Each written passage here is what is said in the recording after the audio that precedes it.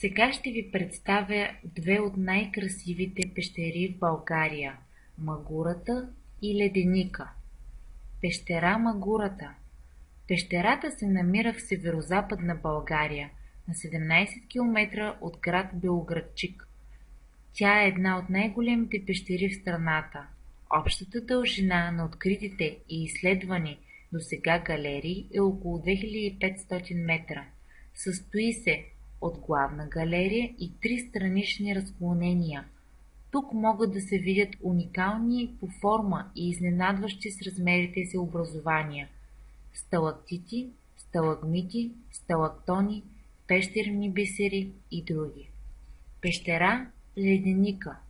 Пещерата се намира в северозападния край на Стара планина. Температурата в пещерата варира от -7 градуса до +15 градуса, при стабилни +8 градуса във вътрешността. В най-ниската част на пещерата се намира предверието. През зимата и пролетта тази зала смайва посетителите си с ледено-кристалната си окраса. Тя е дала името на пещерата.